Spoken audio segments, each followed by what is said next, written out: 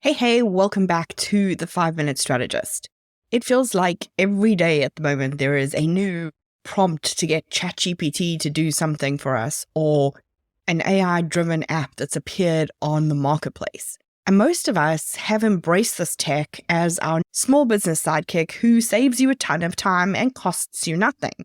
But have we really considered it in our strategy? I want you to think back to when ChatGPT first came out. AI felt a little bit daunting at first. You might have just cautiously asked it a couple of innocent questions. But as business owners, we immediately saw how AI could automate the routine for us. That would free us up. We could focus on what was really important and the things that we loved, and we jumped on board. Now, most of us know that it is better to ask ChatGPT, how do I build a pivot table in Excel, than to load up your personal financial data and ask it to do it for you. We also know that we have to think about it as a really junior employee whose work needs to be rigorously checked. And anything we tell it, it's going to take along with it to its next job. And so ChatGPT becomes our marketing assistant, our financial assistant, our VA. And maybe you've added some fun new apps, or you're using the AI add-ons in the apps that you already used. And then came the people who helped to create AI, to warn us of the dangers of AI. But while their warnings can be really scary, it feels like we're in this barn door. Horse has not only bolted, it's like in the other end of the country by now. So it doesn't look like AI is going anywhere soon. And we might think, well, we're a small business, so we're less exposed to anything.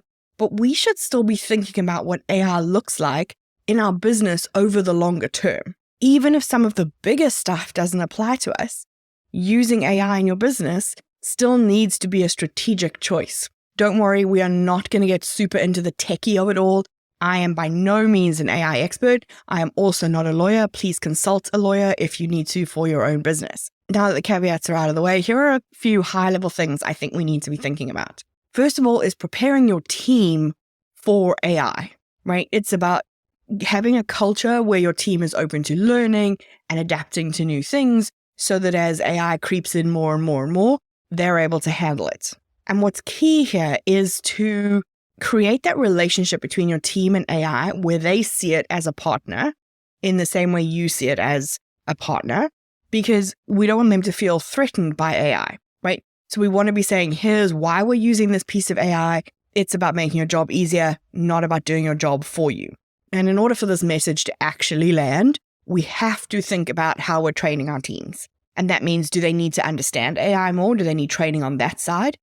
Or can we now upskill them so that they can handle the more complex tasks that AI can't handle, but that are still sitting on your plate? So if we can free them up by AI taking on the more routine tasks, they can take on some of the less routine tasks, and then you can move on to bigger and better and more exciting things. And then once our team is on board, we can start to identify where you could actually use AI in your business. At first, you're looking for things that are repetitive and time-consuming. Just think of AI as any kind of automation. Now that you've engaged your team, they will really be able to help you pinpoint these challenges where things are taking them a lot of time, things are overly manual, and there might be an opportunity for AI to step in. And then there could be some areas where maybe you are more aware of the issue, like you've got a ton of data, but you don't really know how to analyze it. And you don't want to become a spreadsheet expert and a data analytics expert. And so AI can help because we know that it is great at pulling the patterns out of data sets because it's so quick, it can churn through that data for you. And that can then help you make better decisions. But I want you to think about AI like you would any other piece of tech in your business.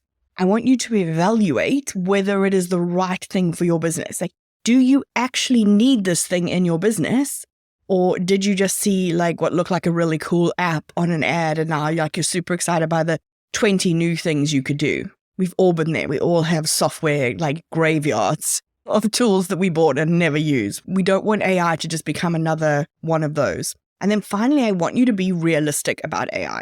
That means I want you to think about putting it into one place in your business at a time. That means putting it in place, experimenting, adjusting, refining until it's working, and then moving on to the next one. And you also want to make sure wherever you're implementing it, you have a goal that is measurable. So if you're implementing it to save time, What's the current time? How much do you want to reduce it by? Because like anything else, those goals are how you're going to track your progress and make adjustments. As small business owners, we no longer have the luxury of just ignoring AI. We need to integrate this technology into our businesses in order to stay competitive.